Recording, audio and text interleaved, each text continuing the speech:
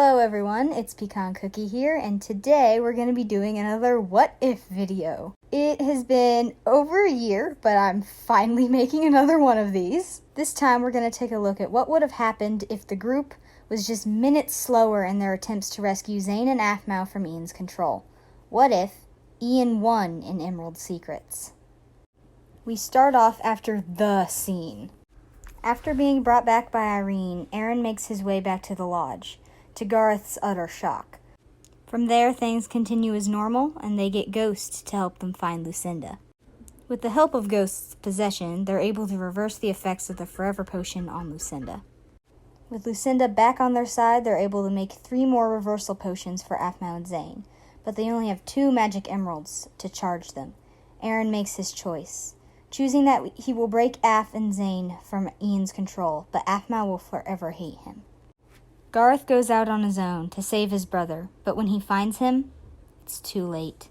The effects of the Forever Potion are permanent. But Aaron has not failed yet. He races through the forest to find Ian. When he does, he finds Aphmau. Her eye is blackened. Ian has hit her. Aaron's rage gets the best of him and he chases after Ian. When he catches up to Ian, a fight ensues. You chose to live like a human, and now you'll die like one. As Aaron struggles to get up, thoughts racing through his head, Ian strikes him in the back of his head, and he's knocked unconscious. Ian leaves Aaron to die in the cold, and he makes his way back to Aphmau, but finds Lucinda and Kim trying to restrain Aphmau to give her the reversal potion. Ian runs in to stop this, but he's too late. They gave her the potion, but it didn't work. It didn't work. Ian sees the chance as the other's guard is lowered. He finds the perfect time to strike. Meanwhile, Gareth is fighting with Zane. He doesn't want to hurt his brother, but he's still trying to survive.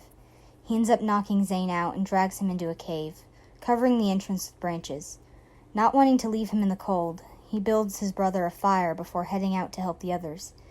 If he can't save Zane, maybe he can at least help save Aphmau. Gareth runs through the forest until he stumbles into the others. He leaps into the fight, helping Kim fight off Ian. Lucinda attempts to hold Aphmau back, but her staff was knocked away and the cold is starting to slow her. Aphmau, however, is armed and is able to land a blow on Lucinda's arm, knocking her to the ground. At the same time, Ian throws Kim to the ground and she hits her head on a rock and falls unconscious. Gareth throws himself at Ian, hoping his strength is enough.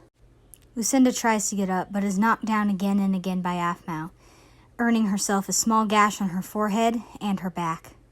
After the fall, she can't feel her legs. She isn't sure if it's the cold or the knife that caused this, but it doesn't matter.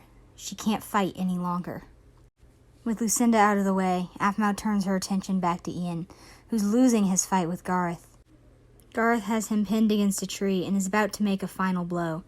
Then, suddenly, a sharp, agonizing pain in his side makes Gareth lose his balance. Aphmau's knife was thrown into his side. Gareth falls to the ground, the snow around him becoming stained with blood. Ian looks over at Aphmau, her eyes still glistening green. Spooked by how close he came to death, he decides it's best to leave. He thinks to himself that the cold will finish them off.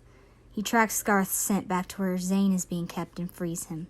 From there, they head back to the wolves' cave to find Titiana challenging his spot as alpha. He scraps with her for a bit, but he's weak and injured from the fight, decides it isn't worth it.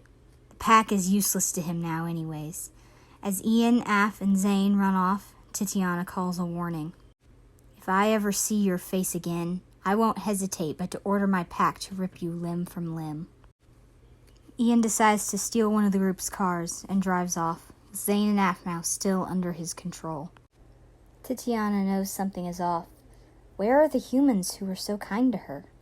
She sets off to find them, and eventually her pack is able to find them all. All 4 of them are freezing and covered in blood. If they aren't warmed up now, they'll die. With the help of her pack, Titiana is able to drag them all back to the warmth of the lodge. After a day, Kim is the first to wake up. She thanks Titiana for saving her and asks if she can watch over the others in case they wake up. Titiana agrees, but is confused as to where Kim is going. Kim can see that bandages aren't going to be enough for her friend's wounds. She makes her way down to the emerald mines till she finds the potion cave. Not surprisingly, the book with all the information on forever potions is gone. Ian most likely took it with him. Kim looks through the other books until she finds one with healing potions. The potions she is able to make are weak and won't do much in terms of pain, but at least it will stop the bleeding. When Titiana sees Kim coming back with bundles of potions, she tenses and growls. Kim has to explain to her that these aren't forever potions, and not all potions are bad. A few hours later, Garth, Aaron, and Lucinda wake up. Immediately, they ask what happened, and where are Zane and Aphmau? They're gone. Ian took them, says Kim. The group struggles to come up with any ideas of tracking them down. Aaron decides that no matter how much he wants to go after Aphmau, he can't. They all need medical attention, so Aaron calls his father. As soon as Derek hears the words forever potions, he rushes to his car. Aaron tells him to get Garte, some doctors, and Sylvana. While waiting for Derek to arrive, Aaron explains to his friends what exactly he is and who exactly Ian is. Garth could vaguely remember him from high school, but he never really knew much about him. Kim is glad for Aaron's explanation because she was just as lost as Garth. Lucinda is the least confused. She learned a few things while under Ian's control. Derek arrives with Garte and Ziana, and a gang of doctors as well. The doctors quickly get to work stitching up the group's wounds. Then, after a few hours, Sylvana bursts through the door. "Where is she? Where is my daughter?" Derek tries to calm her down, but it's no use. "You can't just call me and say something horrible has happened to my daughter and tell me to come to some random address hours away." She makes her way into the room where the doctors are working on them, ready to beat the crap out of Aaron. But she's speechless when she sees them. Garth with a gash in his side that's only halfway stitched up, and a dull expression of hopelessness on his face. Ziana and Garte at his side, face stained with tears and bloodshot eyes. Lucinda with dried blood crusted all over her, a nurse stitching up a wound on her back while another cleans her arm. Doctors are testing her reflexes. Luckily, she wasn't paralyzed, just cold. And Aaron, all battered up and bruised, with a hole in his chest. "What happened to all of you? And where's Aphmau?" Aaron explains everything to the parents, his past with Ian, how he's the Ultima, and the events of the past few days. Sylvana doesn't know how to respond. Her daughter, her beautiful daughter, is gone, trapped in her own mind, forced to love a sadistic man. After a while, Garte brings Derek to the side. "Derek, they have the right to know the truth." Aaron overhears this. "We have the right to know what, exactly?"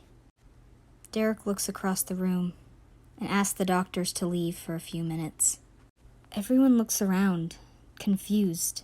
Surely there isn't any more to this story that they don't already know. Derek and Garte tell their side of the story. How they helped a man named Michael, who shared a body with Travis's father, Terry, with the help of Elizabeth and Zach. Sylvana's heart almost stops as she hears Zach's name. She knew he was an ass, but to create such evil potions, she could have never guessed. Derek tells them about how he and Garth ended up sealing the three in a pocket dimension. Then Sylvana speaks up. "Derek, how bad would it be if they were out?" "Very bad. Why do you ask?" "Because I don't think they're still in there, and they haven't been for at least 10 years. "What do you mean?" "Zach has been in contact with me. He used to call me when Af was in high school and college. I never let him see her." Maybe only he escaped," Garte says, hopefully. "No, we need to keep an eye out for them. I'll get some agents looking. We can't have them getting into any trouble." Then, Garte explains how the potions required test subjects, and how 3 were chosen: Travis, Caitlin, and Garth.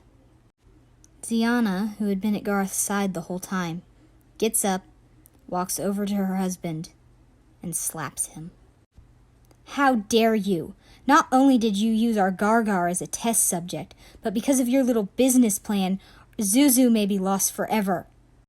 After a while of talking and arguing, the group decides that the best thing to do would be to fake Aphmau and Zane's deaths.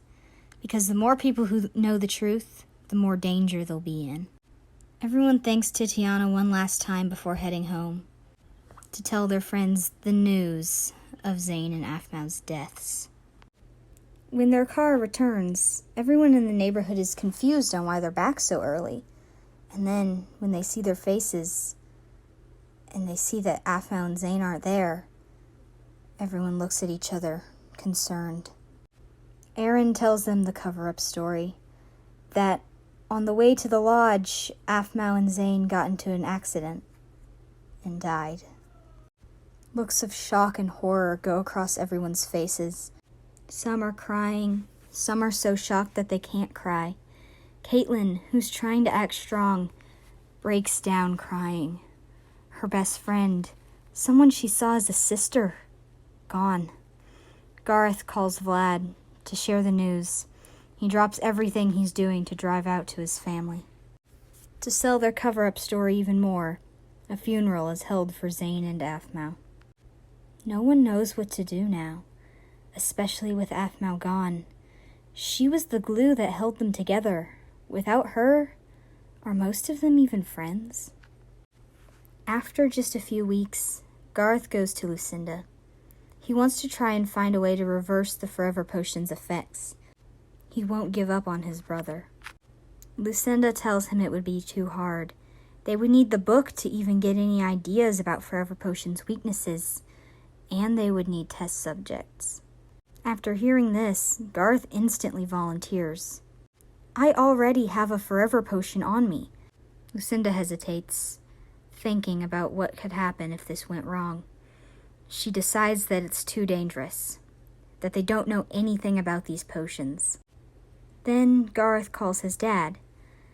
Surely Gartay knows something about Forever Potions, some sort of weakness they might have. But Gartay doesn't know either. He was just the marketing team, not the one actually making the potions. That was Zach, Elizabeth, and Michael. And since they don't know where any of those three are, there's no use. Garth is persistent and stubborn and will not give up. He starts going to the library and finding every book he can of magic and the theory of Forever Potions, anything with any hope of finding a way to cure it. All the books say that Forever Potions would be impossible to make, that it's just a theory, and none of them suggest any type of cure either. Lucinda sees that there's no way to get Garth to stop trying to do this. It would be much safer if she helped him, since she knows way more about magic than he does. And maybe they will find a cure. Who knows? After weeks of hanging out with Lucinda, trying to find a cure, Lawrence starts getting suspicious of Garth. He has been sneaking off at night and isn't as stealthy as he thinks. Garth confronts him about this, asking him what he's been up to. Garth says he can't tell him, that it's too dangerous. This causes a rift to grow between the two friends, as Lawrence wonders what could his best friend be keeping from him. Kim, who is never really fully in the friend group, kinda just goes her own way. She's still in contact with Garth, Lucinda, and Aaron, and has been adjusting to life with Ghost. And Aaron has become completely closed off. No one ever sees him anymore, and when they do, he's hiding in his hoodie and has his bandana on, as his eyes have not been able to return to normal since the events of the lodge. Melissa brings him his groceries each week, and sometimes is able to talk to him. He ends up telling her the truth about what happened. Months later, Ian is still planning. Even with Aphmau being his, she still isn't a werewolf, and Aaron isn't dead. He tried to get in contact with Michael and the others, but no luck. It seems they've disappeared. So, Ian comes up with his own plan, a plan that'll surely work. If Aaron won't turn Aphmau into a werewolf for his own life, maybe he'll do it to save hers. One dreary April morning, Aaron goes out to get his mail. Bills, bills, junk mail, and a letter? He opens it, and his heart almost stops when he sees it. That handwriting, it's Aphmau's. She wrote this letter. Dear Aaron Lycan, meet at the lodge, April 7th, no later than 3 p.m.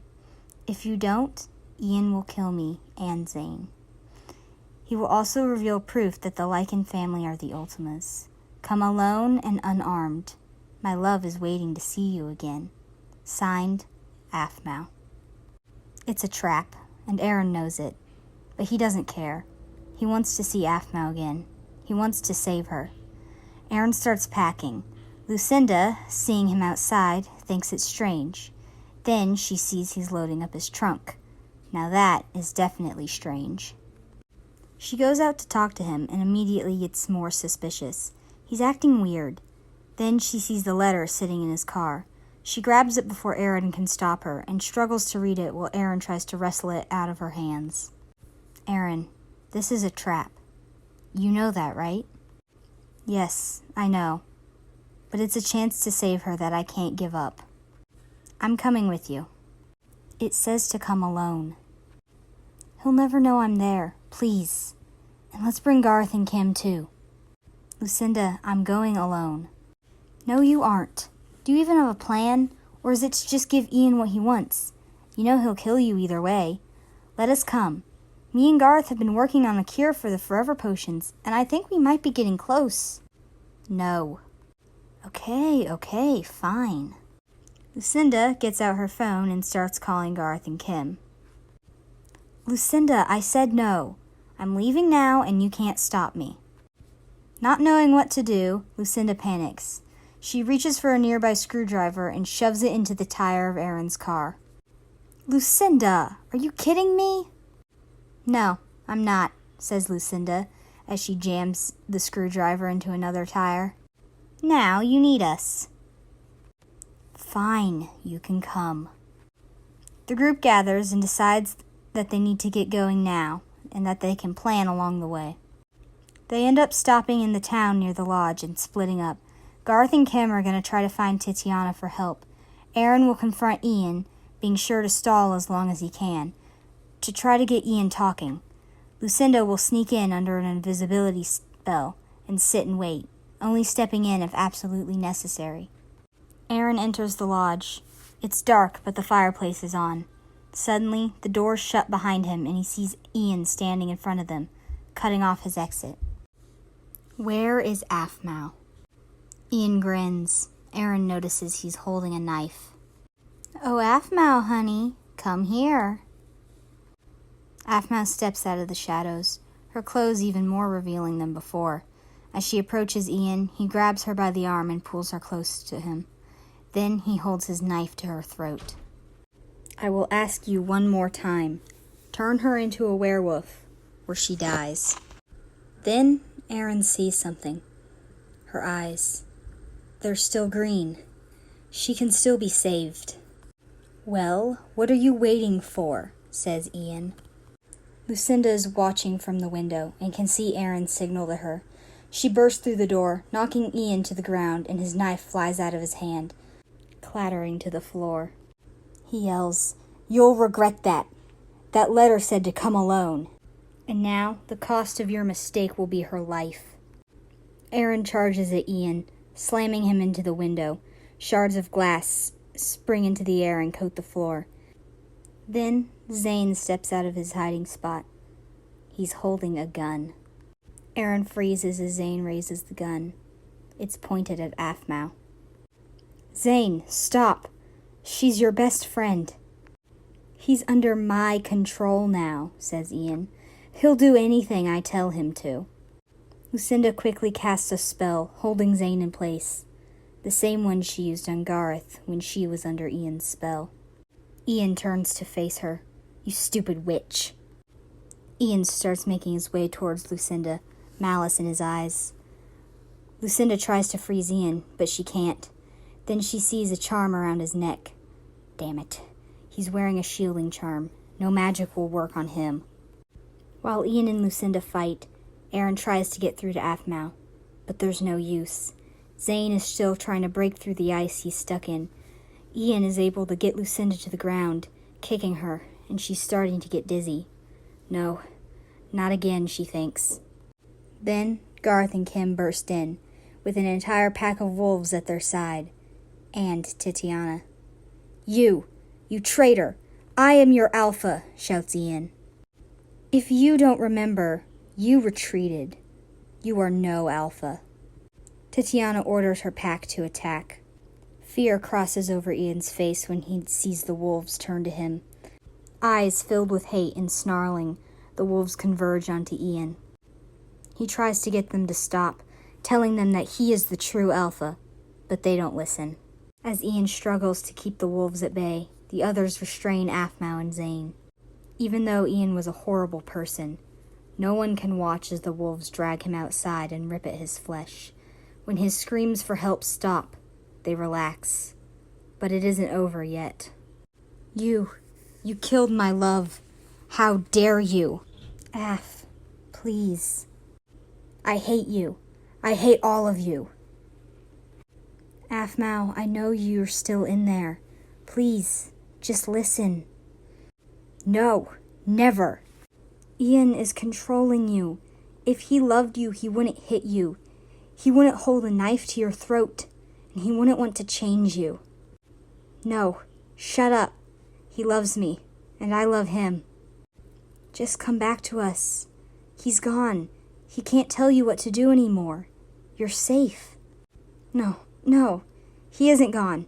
Aaron tells the others to let her go, and they do, after a bit of persuading. Come here. Aaron hugs Aphmau, and she tries to pull away. Aaron looks down at her and whispers, "You stupid potato." Then she stiffens. Her eyes go back to their normal amber color. She looks up at Aaron, tears starting to fall down her face. I'm sorry. I'm so sorry.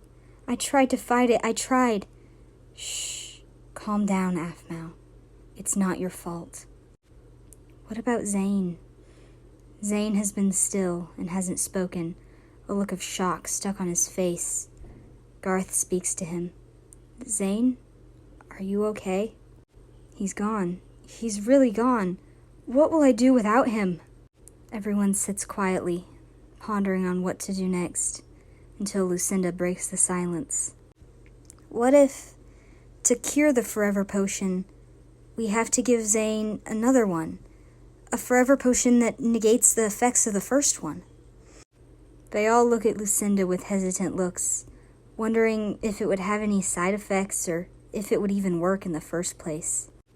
After talking back and forth, they decide they should at least attempt it. They head down to the potion cave, and even though the book is still nowhere to be found, Lucinda still remembers how to make a forever potion from when she was under its effects. The rest of the group searches for emeralds with any trace of magic, and eventually find a single one. But it's small, and no one's sure it'll even work. A few hours later, the potion is made. They give it to Zane, and his eyes turn green again, but then they widen. He's been snapped back to reality, and tears fill his eyes. Like Aphmau, he tries to apologize about everything he did, everything he said, but Garth is hugging him so much that he can't get the words out. How are we going to explain this to the others? Says Kim. Oh yeah, what did you tell them about us being missing? Asks Aphmau. Everyone goes silent, awkwardly staring at each other. Well, you see, we kinda faked your deaths. What? Zane and Aphmau say in unison. Yeah, that's gonna be an awkward conversation. They return home with Zane and Aphmau with them. Then they end up telling everyone at home the truth. Well, most of the truth. Everyone's overjoyed that Zane and Aphmau are alive, but slightly annoyed that the others lied to them. And everyone lives happily ever after, until they decide to celebrate by taking a vacation to Starlight Wonderland, and they end up deeply regretting that decision later on.